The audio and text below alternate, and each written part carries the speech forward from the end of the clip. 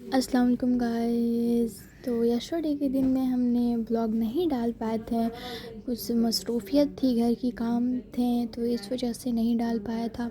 तो आज हम डाल रहे हैं ब्लॉग जो केमिकल रिएक्शन एंड इक्वेशन है। तो इसको हम रिवाइज पहले हम रीड करेंगे, उसके बाद से इसका लेक्चर देखेंगे, उसके बाद से मैथ्स का भी लेक्चर देखना है। तो इसको अंडरलाइन किया, जो भी मेन टॉपिक था उसको अंडरलाइन किया। ये सारे चैप्टर को तो नहीं पढ़ा, ऑल नहीं पढ़ा था, बस इतना ही तक पढ़ा था, ज़्यादा नहीं पढ़ पाए थे हम। उसके बाद से हिंदी भी याद करना था सर का, फिर उसके बाद से मैथ्स बनाना था, फिर इंग्लिश पढ़ना था, मैथ्स भी था और रिवाइज़ करना था पॉलिटिकल साइंस का। तो भी पॉलिटिकल साइंस का हमने रिवाइज़ किया था, जो हमने लेक्चर देखा था तो उसको हमने रिवाइज़ किया। तो इसको पढ़ने के बाद से उसके बाद से हमने इसको ख़त्म करने के बाद से हमने गेस्ट पेपर लिया 10th का, जिसमें हिंदी में लिखा था कि निराला को दीनबंधु क्यों कहा गया। तो इसको याद किया हमने, बाल गोविंद के बारे में याद किया, दोनों ने सर दिया था। कल तो सुना दिया था निराला के बारे में, आज बाल गोविंद के पे सुनाना था हमको याद करके। तो वैसे भी तो आज संडे है तो सर का छुट्टी है, तो हमने कल के लिए पहले ही से तैयारी कर ली कि अच्छे से सुना सकेंगे। 3-4 बार रिवाइज़ हो जाएगा तो काफ़ी ज़्यादा बेहतर होगा।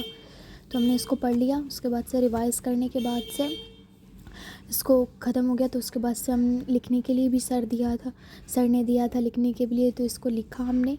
लिखने पे ये होता है कि एक एक वर्ड दिमाग में आपके आ जाता है, एक एक वर्ड घुस जाता है, जो भी याद होता है आप लोगों को पहले तो आप लोग याद कर लें, उसके बाद से बिना देखे ही लिखें। लेकिन हम देख के लिख रहे हैं, लेकिन आप लोग को बताएंगे बिना देखे ही लिखें। वैसे हम भी करते हैं तो ज़्यादा ऑब्जर्व होता है दिमाग में, और वैसे फास्ट भी होता है, रिवीजन भी हो जाता है, याद भी रहता है कैसा कैसा वर्ड था, लिखने में भी आसानी होती है, कोई प्रॉब्लम्स नहीं आते हैं, सब आसानी से हो जाता है। तो हमने ये लिखने के बाद से कंप्लीट करने के बाद से उसके बाद से हमने इंग्लिश पढ़ा था, तो ये हमारा कंप्लीट हो चुका है।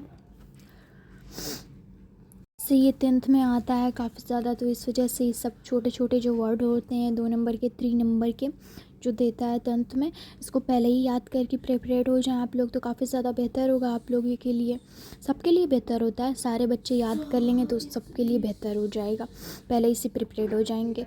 उसके बाद से इसको रिवाइज़ करने के बाद से हमने फर्स्ट इंग्लिश पढ़ा 10th का, इसका भी हमने रीड किया, इसको पढ़ा अच्छे से एकदम, जो भी टॉपिक था उसको समझ के पढ़ा, और जो भी थे वर्ड को उस सब को समझ के ही पढ़ना चाहिए। उसके बाद से अंडरलाइन करना चाहिए, जो जो आपको मेन टॉपिक लगे उसको अंडरलाइन करें, उसको समझें, और जो नहीं आ रहा है वो अपने सर से पूछें या किसी से भी, या सर्च करें फ़ोन पे, या गूगल तो है ही है, या जो भी है।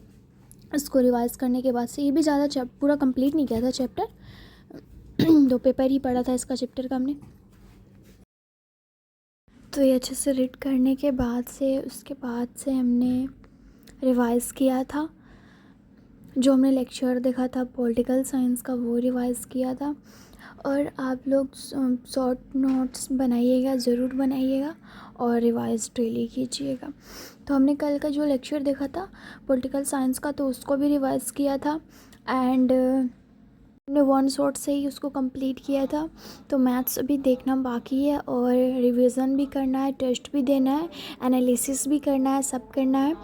उसके बाद से हमें मैथ्स को सॉल्व करना है, और फिर साइंस को रीड किया था तो उसका क्वेश्चन सॉल्व करना है, और उसको ऑब्जेक्टिव वगैरह याद करना है उसका।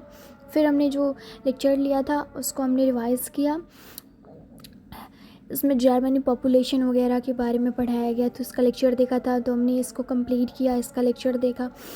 इसका लेक्चर तो कल ही देख लिया था, और फिर इसको रिवाइज़ नहीं किया था, तो डेली रिवाइज़ करना है। आज तो संडे था तो ऑफकोर्स रिवाइज़ तो करना बनता था, तो हमने रिवाइज़ किया, और फिर उसके बाद से हमें अच्छे से समझ में आ गया। तो फिर हमने इसको रिवाइज़ करने के बाद से काफ़ी ज़्यादा ठंड आ गई है, तो कोल्ड वेव भी चल रहा है, तो हमने मॉइस्चराइज़र लिया, जो ये काफ़ी ज़्यादा बेहतर होता है, ग्लोइंग भी करता है और फ्रेशिंग भी रहता है और हेल्थी भी है। ओके, खुदा हाफिज़, फिर